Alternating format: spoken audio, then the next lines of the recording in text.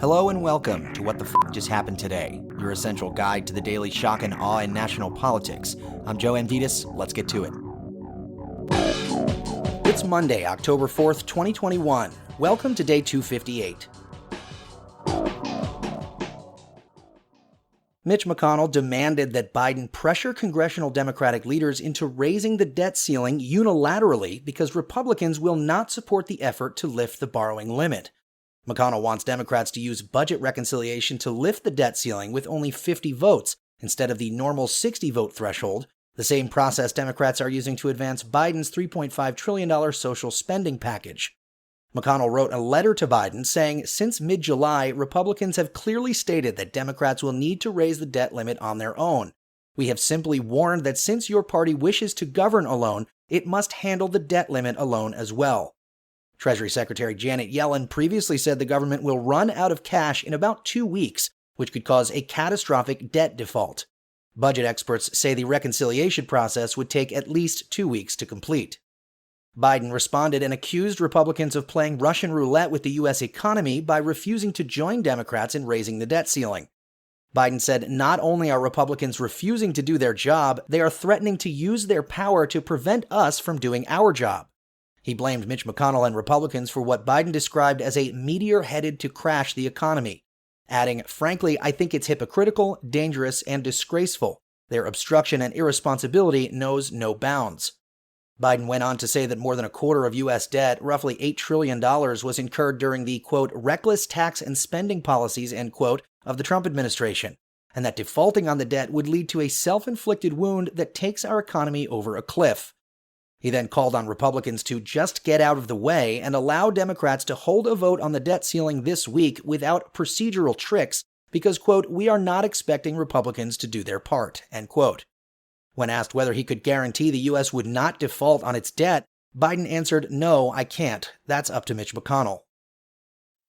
Meanwhile, Chuck Schumer told Senate Democrats that he plans to hold a vote this week on a measure to suspend the debt limit until December 2022. Schumer said, let me be clear about the task ahead of us. We must get a bill to the president's desk dealing with the debt limit by the end of the week, period. McConnell has vowed to block the attempt again.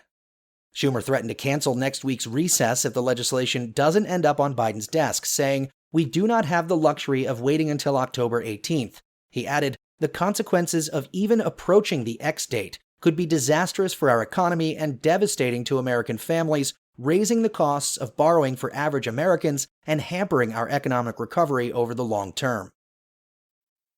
Democrats will also try to pass both the $1 trillion bipartisan infrastructure bill and the $3.5 trillion investment in social programs by the end of the month. The House twice delayed a vote on the Senate-passed infrastructure bill last week because progressive Democrats vowed to block it unless they also got a vote on the social spending package, which Joe Manchin and Kyrsten Sinema have objected to as too costly. Manchin wants the legislation limited to $1.5 trillion.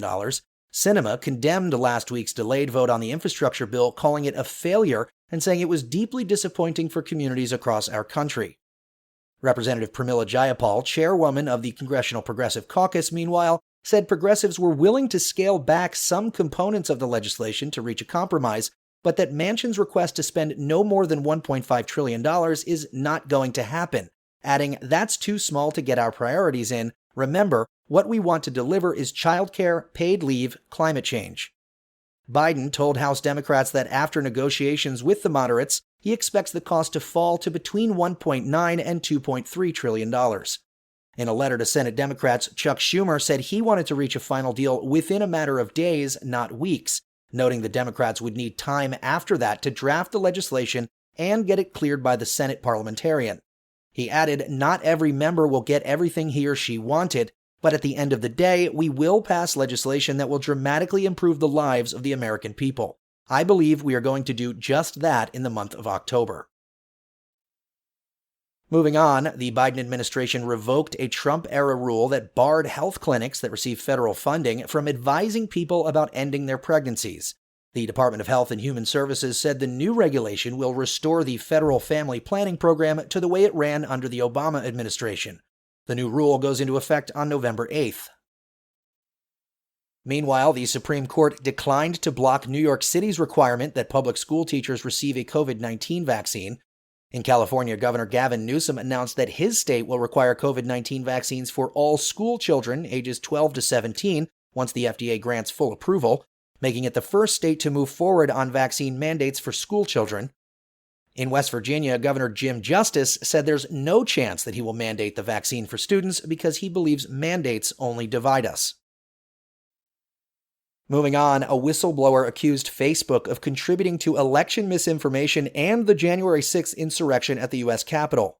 Frances Haugen said while Facebook has publicized its work to combat misinformation and violent extremism related to the 2020 election and insurrection, in reality, Facebook knew its algorithms and platforms promoted this type of harmful content, and it failed to deploy internally recommended or lasting countermeasures.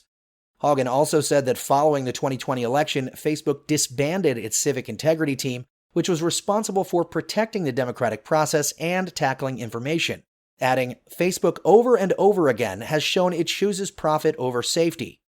Haugen will testify before Congress this week. Meanwhile, Rudy Giuliani admitted under oath that his evidence of voter fraud in the 2020 election came from unvetted posts on Facebook and other social media platforms. Eric Coomer, a former Dominion Voting Systems employee, is suing the Trump campaign and others for defamation for promoting election fraud conspiracy theories that he helped rig the election for Biden. According to an August 14th deposition, Giuliani admitted that he got some of his information about Coomer's alleged role in the non-existent election fraud from social media, but wasn't sure if it was Facebook or another platform. Giuliani said, "Those social media posts get all one to me." And finally, Trump asked a court to force Twitter to restore his social media account while his lawsuit against the social media platform continues. Trump asked a federal district judge for a preliminary injunction, arguing that Twitter was censoring him by indefinitely banning him from the platform.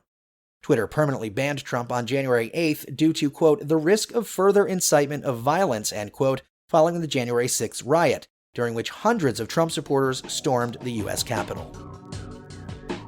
That's all for now. You can find the links and sources for all of these stories on the main website. And as always, visit whatthefuckjusthappenedtoday.com for the latest news and headlines. Until next time, I'm Joe Amditas.